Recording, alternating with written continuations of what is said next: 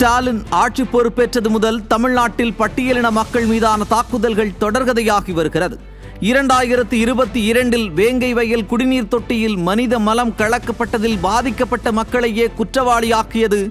April 2023 Melpathi கோவிலுக்குள் செல்ல விடாமல் பட்டியலின மக்கள் தடுக்கப்பட்டது. உச்சநீதிமன்ற உத்தரவுக்கு பின்னர் கூட பட்டியலின மக்கள் நிம்மதியாக சாமி கும்பிட முடியாத அவலம். ஜூலை 2023 சூளகிரியில் பட்டியலின பெண்ணின் உடலை அடக்கம் செய்ய அனுமதி மறுத்து போராட்டம். அதே ஜூலையில் பட்டியலின ஆண் ஒருவர் ஆதிக்க சாதியினர் காலில் விழ வைத்தது. ஆகஸ்ட் 2023 தமிழ்நாட்டையே உலுக்கிய சின்னதுரை மற்றும் அவரது சகோதரி வீடு புகுந்து கொடூர தாக்குதல். சிவகங்கையில் புல்லட் பைக் ஓட்டியதால் இளைஞர் கை வெட்டப்பட்டது. திருநெல்வேலியில் கபடி போட்டியில் சிறப்பாக விளையாடியதால் அரசு பேருந்தில் இருந்து இறக்கப்பட்டு கைவிரல்கள் வெட்டப்பட்ட கொடூரம். மே 2025 புதுக்கோட்டையில் கோவில் திருவிழா வன்முறையில் வீடுகளுக்கு தீ வைப்பு. ஜூனில் கோயம்புத்தூர் இளைஞர் தனுஷ் கொலை.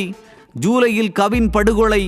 அதே மாதம் மேல்பாதி பட்டியலின பஞ்சாயத்து தலைவர் சுத்திகரிப்பு தொழிலாளர்களை அவமதித்தது. தற்போது திருச்சியில் தாமரை செல்வன் காவலர் குடியிருப்புக்குள்ளேயே படுகொலை செய்யப்பட்டது என பட்டியலின சிறுவர்கள் மற்றும் மக்களுக்கு எதிரான வன்கொடுமைகளின் பட்டியல் மிக நீளம். ஜெய்பீம் படம் பார்த்து கண்ணீர் சிந்தினால் போதாது. உண்மையாக பாதிக்கப்பட்டு கொண்டிருக்கும் மக்களின் கண்ணீரை துடைக்கும் அரசு சமூக நீதி அரசாகும்.